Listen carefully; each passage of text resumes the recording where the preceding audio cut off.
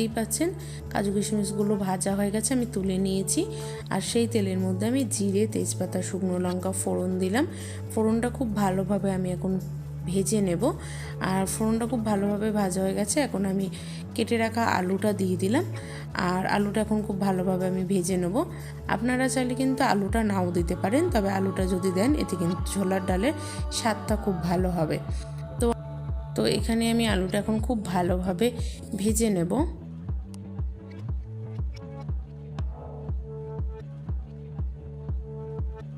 আর আমি এখন এই আলুর মধ্যে সামান্য পরিমাণে একটু নুন দিয়ে দিলাম। নুনটা দিয়ে খুব ভালো মতন নেড়ে চেড়ে নেবো এবং খুব ভালোভাবে আলুটা নরম করে নেব।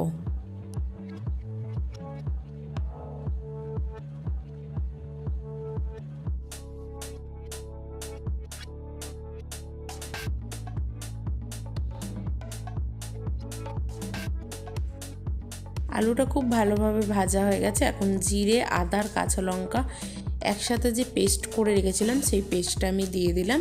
দিয়ে এখন খুব ভালো মতন কষিয়ে নিতে হবে। আর আপনারা যেই পরিমাণ ঝাল খাবেন সেই পরিমাণে কাঁচা লঙ্কা দেবেন। আমি এই মশলাটা করার সময় একটাই কাঁচা লঙ্কা দিয়েছিলাম। তো খুব ভালো মতন মশলাটা কষানো হয়ে গেছে। এখন সেদ্ধ করে রাখা ডালটা আমি এই কষানো মশলার মধ্যে দিয়ে দিলাম। দিয়ে এখন ডালটার সাথে আলুগুলো খুব ভালো মতন আমি নেড়ে চেড়ে নেব।